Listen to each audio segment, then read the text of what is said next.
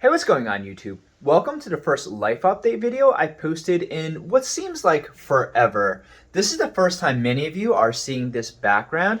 I've moved here with my wife and her two cats. I didn't bother to clean up for the purposes of this video recording because what you see now is representative of our day-to-day and what the house looks like. But in future I will try to have a cleaner house for recording purposes. Anyways, on to the main topic of today's video, which is where I've been for the past 6 months. So let's get started. The last time many of you saw me was 6 months ago when I made videos in Fort Benning Recovery Center, aka COVID camp. Right about now is the correct timing for me to be uploading a video celebrating completion of AIT, and that's just how long it's been since my last update. Unfortunately though, it was not meant to be, as I received a medical discharge not from basic training, but from basic training reception at the 30th AG in Fort Benning. Regardless of how my time in the Army came to an end, I will always have a favorable impression of the US military and those who choose to join. This video is not going to be a slam piece on the inner workings of the 30th AG, especially Alpha Company, because what happens at the 30th AG is not at all representative of what happens in basic and once you graduate, because the experience gets better. However, joining the Army and shipping to Fort Benning in the past 2 years had to have been amongst the worst peacetime periods to join the Army. And I like to think it makes the men mentally stronger, or at the very least, better conditioned against nonsense. I am thankful for the words of encouragement and all the support for the videos I made in quarantine. I do hope that many of those from 503 Alpha Oscar at the 30th AG took the time after their training to check in. The men I lived and worked alongside were often more than 10 years younger than me, but possessed much more patience and mental toughness. It was a humbling experience to work alongside them. This video shouldn't have taken me as long to make as it ended up taking. I originally wanted to speak from the heart because I felt it would resonate better, but I left it way too long.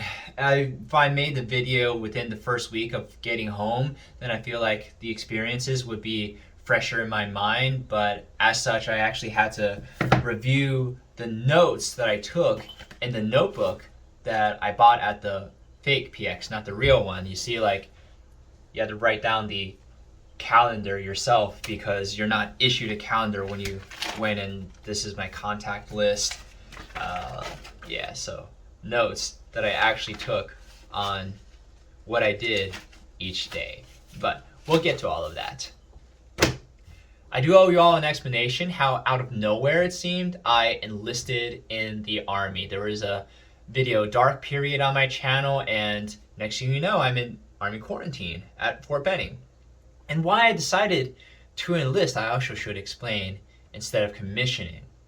Mostly it's because Officer Candidate School has a different list of medical requirements. But anyways, as a viewer of my channel, you probably gather that I'm already a military enthusiast. I keep in excellent physical shape. If I wasn't doing Army things in the Army, then I'd be doing plenty of Army things in my spare time. But as a parenthetical aside, when I spent some time in the Army, I quickly learned that being a soldier meant more than just enjoying doing Army things on your own term. Joining the Army, something that I've wanted to do all my life as far as I can remember, but never thought I could qualify for based on my medical background. But, and this is advice for anyone, you should at least speak with a recruiter because you never know what you can get a waiver for. And hi cats. Also, many have asked me, why not join the Air Force? Because your line scores definitely qualify you. It's because I wanted to serve in the way that I thought was the quintessential armed forces experience, which is Army infantry. But anyways, let's move on to the other list of reasons why I wanted to join the Army in particular. It sounds cliche and I sound like a recruiter when I say this, but the United States is an idea worth defending. If you do consume enough global news media, you might get the idea that the United States is done and no one wants to live or work here anymore, but travel to the border and you'll see that is far from the truth. Follow what people do, not what they say, to get the correct gauge of sentiment. Legal citizenship is still worth defending and fighting for. I'm also fascinated by military culture, and I wanted to experience it firsthand. Most who joined the Army did not have the opportunities I was afforded based on my socioeconomic background. I wanted to experience how the other half lives. You don't fully appreciate what you have until you learn how to live with nothing. Also wanted to fast forward life 6 months to get away from all the coronavirus nonsense, but as you'll see, it also followed me there. Around July or so of 2021, I visited the recruiter's office. They scheduled me for the ASVAB first. I spent about a week studying for it, practicing long division and reviewing the high school level biology, algebra, and physics I hadn't seen for 10 years. I honestly expected to get my bell rung by the test, but I scored 95th percentile on the ASVAB with a score of 131 general technical and 130 on combat operations. I qualified for every MOS that was offered. When job selection came before MEPS, I didn't hesitate to select 18 X-ray Special Forces candidate.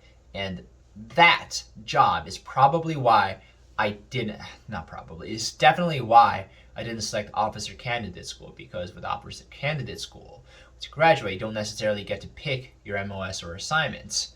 Also, why I didn't join the Navy or the Air Force, because with Navy, the only equivalent is SEALs, and with Air Force, the only equivalent would be parajumper.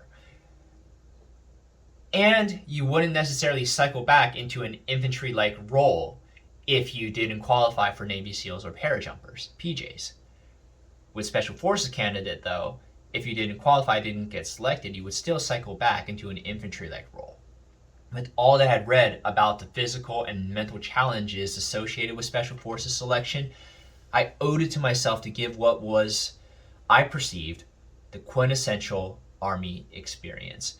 With my background of impeccable physical fitness, marksmanship, and even language proficiency in one of the DoD in-demand languages, I could never live with myself if I didn't attempt what I perceived to be the most intense and mental challenge the Army had to offer. Even if I didn't pass the SFAS or Q course, like mentioned earlier, I would still cycle into infantry. My MEPS was at Fort Meade.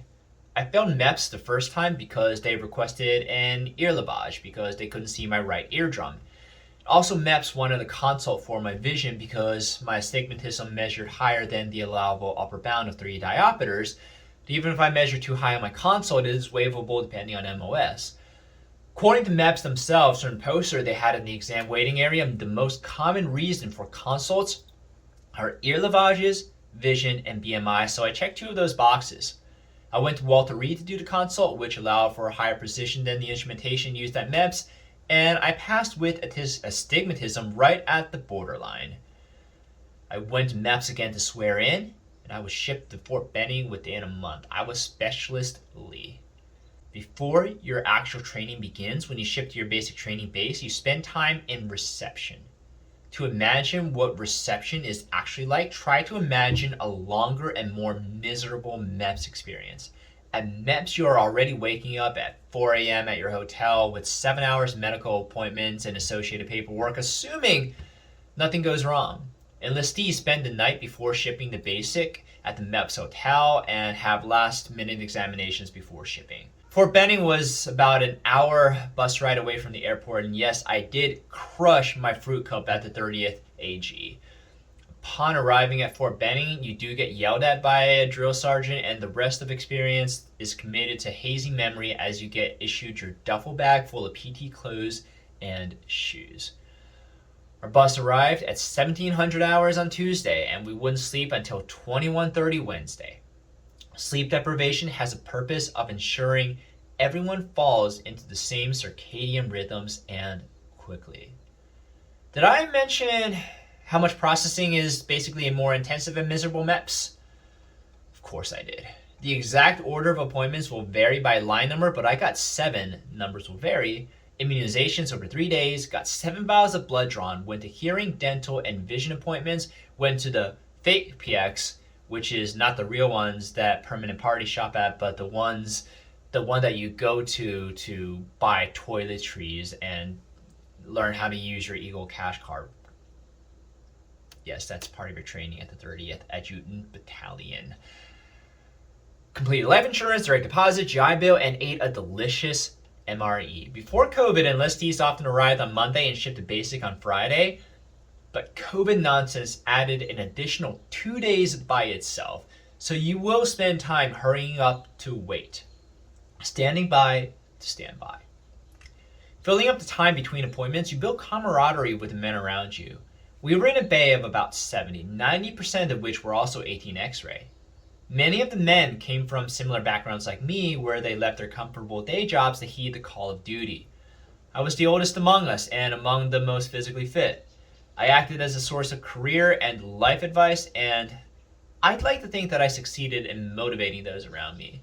We had around 5 additional specialists in our bay, and as many others who were married. One experience with this group that sticks out in my mind was when we were so enthusiastic to clean the bay to pass inspection that we mixed bleach and Lysol, which we didn't think at the time could become the precursor to mustard gas that set up the fire alarms, and we still ended up getting our phones for an hour that day. On Monday the 13th, I got the call to go to Kelly Health quarantine because I apparently tested positive for COVID. You could imagine just how many wall lockers I punched on my way out of the sleeping bay. When I arrived at Kelly Hill reception, it turns out they messed up my test and I never tested positive. But I'd still have to stay at the facility for 5 days before testing out. You can imagine how I felt because I missed my ship day with the class I had already made friends with. I was sad even though I got an MRE before leaving the 30th AG, and I got another one when arriving at Kelly Hill reception. The day-to-day in the quarantine facility involved morning accountability formation, medical checks to ensure temperature screening and reports of any symptoms, and evening formation. Everything in between wasn't so horrible. You had your personal phone, albeit with slow LTE data. You could sleep through the day if you didn't want lunch. On occasion, you would get assigned to do roaming guard, which was just patrolling the fences in hour shifts overnight to prevent any AWOL shenanigans, or unit watch, which was to make sure any of the kids who had expressed self-harm or other harm intentions do not do so. Another feature of the quarantine camp I took advantage of was a trailer gym with weights. I also did a monster amount of pull-ups and full OCPs, camelback, and boots in the courtyard pull-up section. The rations we had were sparse, but we were allowed to order our own care packages from the post exchange. It could take several days for the items to arrive, so single Clif bars sold amongst trainees for $5. Permanent parties sent to the facility could order Domino's pizza or Chinese food. Once you show no coronavirus symptoms for 5 days in the quarantine facility, you take a COVID test to clear you to return to duty. However, my test showed positive because PCR tests are reliable products, so I'd have to move over to the isolation facility adjacent to the quarantine facility for another 10 days. As though I wasn't already frustrated enough from being in quarantine, my anger reached critical mass having to go to the other facility. The isolation side was significantly less fun. There were more hit times and impromptu formations. An added consolation was the ability to receive care packages from home and being able to order items from Amazon or Walmart. Again, there were worse things that could be happening to you than being at FBRC, but it was the concept of needing to be there that I couldn't wrap my head around. The symptomatic and asymptomatic kids showed up in the same formation and got this into the same med check line. The nurses would throw away their gowns in the same trash instead of biohazard disposal. The drill sergeants couldn't smoke us, but they did anything but. Some trainees didn't shave, so we had an extra hour of formation. Sometimes they made us stand in the rain in formation, when we were supposedly sick from a virulent plague. Even kids on bed rest would get dragged out to formation if the drill sergeants chose violence. On one occasion, the drill sergeant made everyone bring out their bags and uniform to the courtyard because some girl lost her OCP top, and after everyone did a bag dump, she found her OCPs in the laundry room. This is what the Army means by equal opportunity. I might be perceived as being petty for my complaining, as none of this is worse than the treatment we receive in BCT, but we were supposed to be recovering from a virulent plague. In between the formations, guard duty, and courtyard workouts, I spent much of my time looking out into the expanse of Fort Benning from the highest floor of our facility. You could see the airborne school towers. Random note, the permanent party roommate they assigned me to got kicked out of airborne school for falling asleep in class, and this was right before he had to ship to Korea for his duty station. But word from him was the actual content in airborne was quite simple, not as much PT as years prior. After 15 total days at FBRC, I finally went back to the 30th AG and to my astonishment met up with my original line. They had missed 2 ship dates and spent the entire time in holdover at the 30th AG.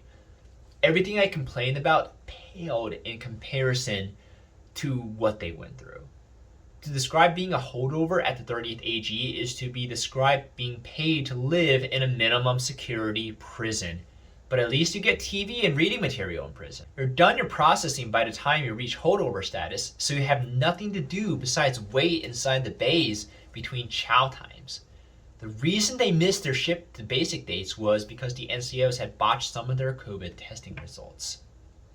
Just as a lesson in perspective, your current situation can be bad through no fault of your own, but someone always has it worse. Mental energy gets wasted agonizing about situations outside of your control. Take that energy and emerge stronger from setbacks. All my frustrations about being in COVID quarantine felt moot when the holdovers at the 30th AG had to stay there without their phones for more than an hour a week, and they couldn't eat food outside of the DFAC dining facility. I had to go to sick call the next day to get a return to duty RTD, certifying I passed the quarantine period. On the way to Winder TMC, I got another MRE. Because the TMC was on the way to Sand Hill, you got glimpses of actual basic training, and it looked hella fun, which most trainees would describe as the reality after the first 72 hours of basic, 72 hours of red phase. At this point, my Army experience took an even less fortunate turn than the setback of having to quarantine. I hadn't mentioned this, but throughout everything I had already written about earlier, during most of my time at Fort Benning, my feet and ankles gave me problems. On the first day we had to turn in our civilian clothes, I wore the horrible Army-issued running shoes to pair with PT uniforms. For me to train in these shoes would invite disaster. The shoes were stiff with almost no cushioning to speak of and did not fit my feet well. After the first day of standing in line waiting for appointments, I developed throbbing pains all along my left foot and leg. Coming into the Army, although I had excellent cardiovascular fitness, I had some orthopedic disadvantages that included flatter feet and heel spurs. But I overcame those wearing either Brooks or Asics motion controller stability shoes. I did get refitted for the shoes to the widest size they had available, but I still felt extreme pain wearing them, more than just exercise-induced shin splints. I have enough athletic experience to know the difference between the threshold of experienced pain and soreness associated with regular exercise, or pain that indicates an injury if I proceed. My boots felt fine, and I wore my OCPs as often as I could so I could avoid wearing the running shoes. I even ran a practice ACFT in boots.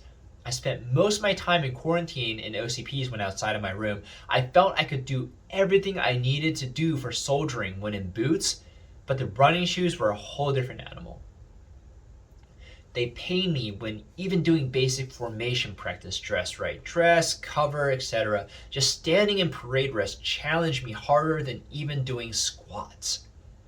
The 30th AG, I couldn't get out of wearing PTs like I could at FBRC. Even while at FBRC, I knew I might have to go to sick call about getting a profile to get my personal running shoes back. I had spoken to one of the 68 Whiskey permanent parties at FBRC for ideas on how to proceed. But it was ultimately a coin flip based on the NCOs at the 30th AG and the drill sergeants once you actually started basic, whether they would let you ship to basic without the issued shoes. It is even stricter when it comes to the 18 X-ray MOS. You have to show that you can do what is asked with the issued equipment. It is difficult to understate the poor quality of the Army issued shoes, as some trainees would break their shoes in red phase or even before they shipped basic. The soles would peel or the shoes would get holes in them. I tried to use nail clippers to cut a hole in my shoes to get the chance to use my personal shoes, but Alpha Company drill sergeants were strict about personal gear and sent trainees to get reissued shoes if their issued shoes blew out. There are rare examples of trainees who could get their personal shoes for the remainder of red phase, but regardless of your drill sergeants, you would get personal shoes starting in white phase. I went to sick call again and got another MRE. I should start an MRE counter on this video. I explained to the nurse and the physician's assistant what bothered me. They took one look at my feet and decided, yeah, you're done here. I had apparently what was a hallux valgus or a bunion on my left foot. And that's what was causing me so much problem with my shoes. A bunion is a foot deformity that shouldn't have allowed me to pass MEPS in the first place. Bunion had never given me issues earlier in life because I could always wear shoes that fit my foot profile, to the extent that I didn't even know what a bunion was. At that point, getting my personal shoes back so I could continue training was a moot point, as I had a condition that disqualified me for service. In 6 months, I could be eligible to re-enlist if I disclosed the condition at MEPS and they granted me a waiver. But for now, the EPTS Chapter 511 separation was initiated then, and it sealed my fate. I waited the rest of the day to have my DA 4707 completed and sent to Dr. Hines for signature.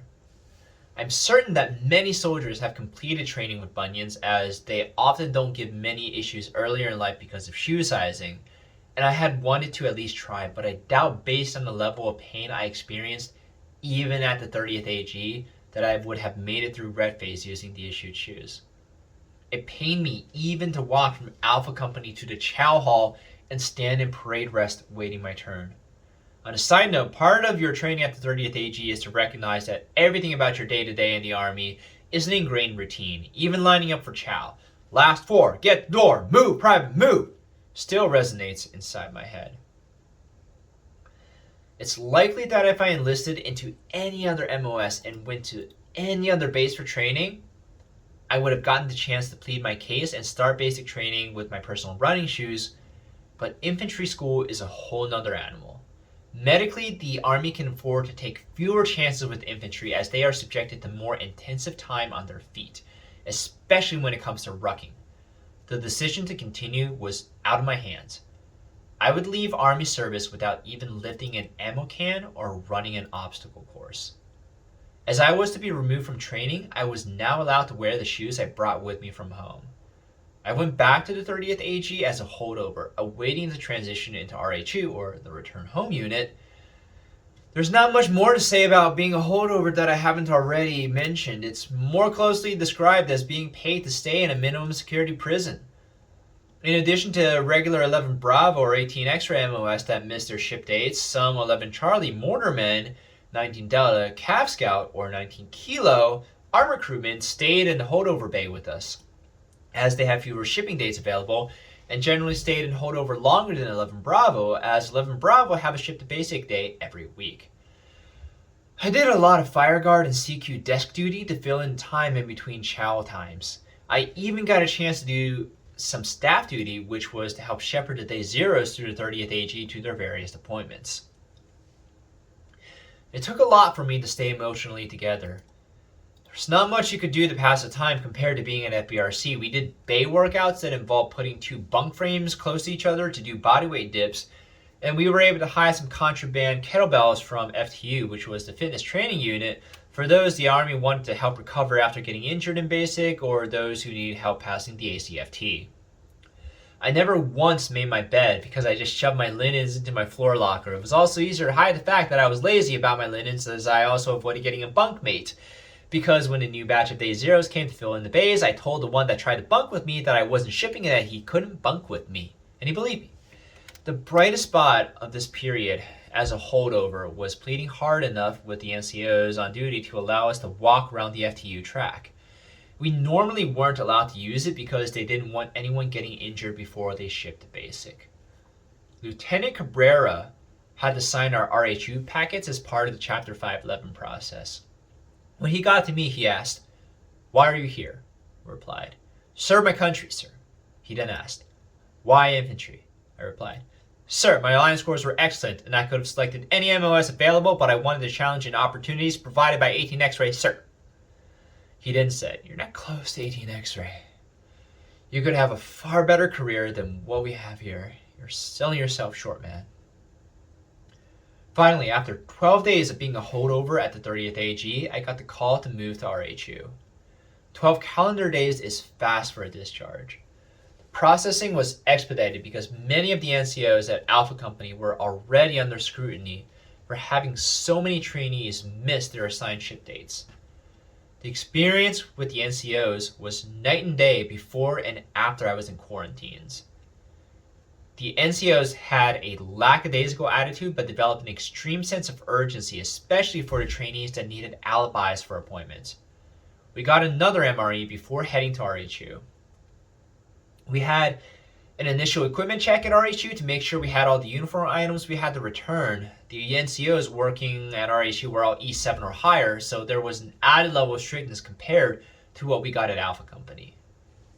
RHU was more hurry up and wait, but now we had a day room where we could watch DVDs, read books, play foosball, and board games with missing pieces. We watched Pitch Perfect and we sang along. We also had some resume writing workshops and what will you prioritize after leaving the Army team breakout sessions. CQ desk duty wasn't actually that bad because you got to watch the security cameras to make sure no one went AWOL. I had to make a towel fort every night in my bunk to block the light from the bathroom. After 7 days at RHU, I got to the airport and that was that. I was a civilian again. One other trainee had the same flight I did. He actually had gotten as far as black phase, but some pre-existing spine problems caught up with him. My wife and I gave him a ride home once we landed in Baltimore. My first fast food meal back home was Waffle House, and I really appreciate that, having to drive to the Bel Air area because there's not a whole lot of Waffle Houses near where we live around the DC metro area. But now that I'm settled back at my day job, I wish things had gone differently and that I had the chance to serve in the military. I am still eligible for re-enlistment if I were to get surgery on my bunion and get a waiver acknowledging the surgery. The best advice I can offer anyone thinking about joining the military is to be honest with yourself about your intentions for joining the Army. Even as someone who left Fort Benning without even lifting an ammo can or running an obstacle course, I can tell you this. Being a soldier means more than enjoying Army things. You have to do these things at someone else's behest, on frequently suboptimal sleep and nutrition. You like PT? How well do you think you'll like it after a 0-100 fire guard shift? You have to do it anyway. You have to show you can do the menial tasks before you get to have fun. Why would the drill sergeants let you on the firing range when you can't keep your sleeping bag clean? Be prepared for your orders to change all the time. Just 4 days before I shipped to Fort Benning, I got an email saying I'd take PT tests at the 30th.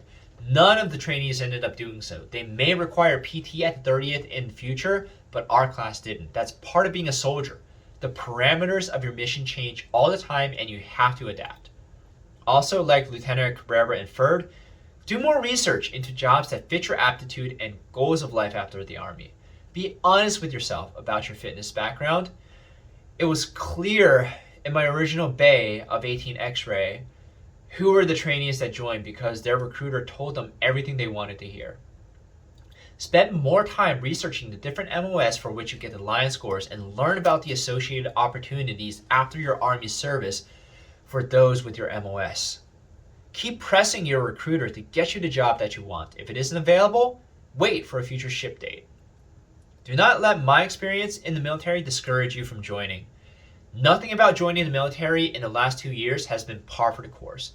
Now that the pandemic narrative is, knock on wood, finally dying down, much of the Army's standard operating procedures will make more sense. Yes, you're not supposed to join the Army for enjoyment or to alleviate boredom because plenty of boredom will follow. However, no one should have needed to put up with the unnecessary measures of the last 2 years, and as mentioned earlier, it's likely that the men training through it became better conditioned against nonsense and gained mental toughness. I'd like to think we went through it so that no one else in the future will have to. That's my contribution. Going through that nonsense so nobody else will have to in the future. Yes, there are instances of trainees staying in holdover because of the NCO mistakes even before 2020, but on the average, the 30th AG will run with more efficiency going forward. If your heart is set on being a soldier, you can do it. Your battle buddies will get you through it. Thank you very much for watching this video. My name is David. Feel free to ask any questions that you may have, and I'll see if I can address them in a future video. Cats, stop fighting! And that reminds me, a lot of people ask, holy crap, cats, stop fighting. I got that on video. I got that on video.